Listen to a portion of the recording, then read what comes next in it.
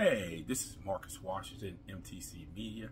As a lot of you guys know, I cover Georgetown quite a bit, in season, off season, so on and so forth. And being able to be there during the summer and during the fall and getting to know this program in year two was very fortunate. You know, I got to know Ed Cooley a lot better, even though I met him obviously in the first year. For those who don't know, I've been covering Georgetown since the end of the JT3 era, and as time has progressed, I've gotten to know the program, I've gotten to know people around the program, obviously over the years, and I've gotten access to the program that really helps me cover the program. So why am I saying all of this? If you've gone to my YouTube site, and then there's various other locations, you understand the kind of brouhaha that conjured up from Ed Cooley's comment to the media about Jaden Epps and how he had gotten better defensively. And then Cooley makes his comment about his first stop where he played as a freshman, which obviously is the University of Illinois. And the guns were blazing on Ed. I mean, it was blazing. People got on social media and just took every shot. Fair, unfair, accurate, inaccurate, the whole kit and caboodle towards Ed Cooley. And I will say this. Though I understood what Cooley was saying, and maybe people feel like he shouldn't have said it, but there are Division I coaches. There are in the DC area WCAC coaches and non-WCAC private school coaches that will tell you privately something similar when they get a kid, which is the kid has matured in certain areas on the floor under a more organized, more experienced tutelage, and a different emphasis from maybe where they were previous. So what Cooley said, albeit, you know, in a public forum, some people didn't like it, I certainly understood it. He's not the first Division I coach who I've spoken to who have made a similar comment about a player that they've gotten out of another program. It just wasn't in a public forum.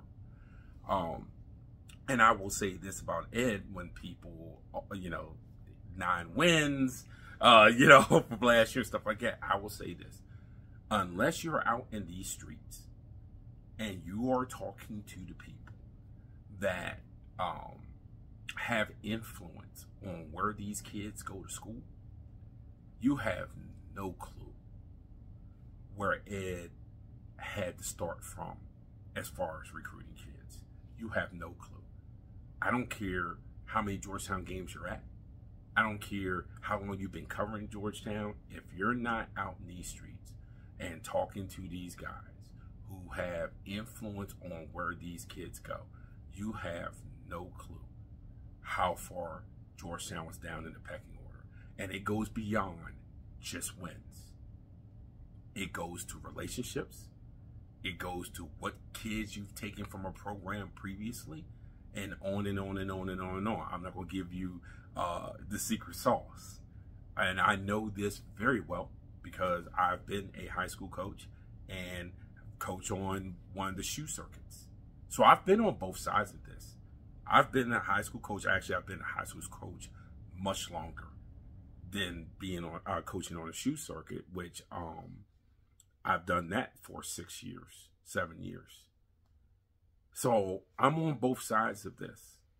I'm in these gyms, in these practices with these college coaches, watching what they do, how they develop.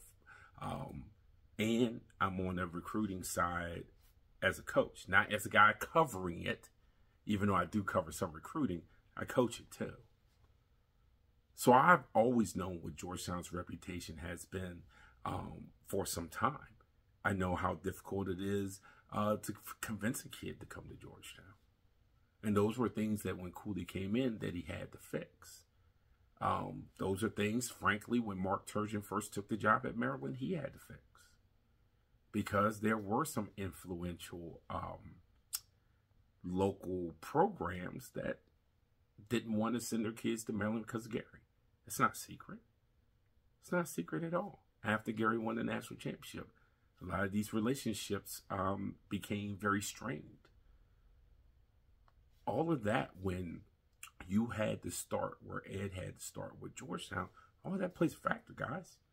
All of that plays a factor in how long it's going to take to rebuild the program. All of it does. Saying to bring in another coach. Oh, well, if you bring in this coach, oh, okay, so this coach can convince these kids to go. This coach is going to build those relationships to get him there. It's not as easy. It's not push button start. It's not what recruiting is. And we haven't even talked about the NIL stuff because these things were festering and they were there before NIL got involved. Now you add NIL to get involved. It's guys, it's a lot. It's not that simple. So yes, Ed, I will give, if you want to ding Ed for saying it the way he said it, and my understanding is he apologized a short time later, ding him. That's fine. He's a big boy. He understands. But for those who start going down other avenues, you have no clue how hard that job is. Playing in that conference against those coaches.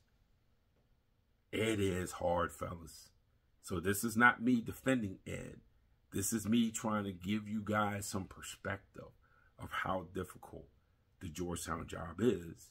And if Ed overturns the Georgetown job, how rewarding it is. It's Mark Swashin, MCC Media.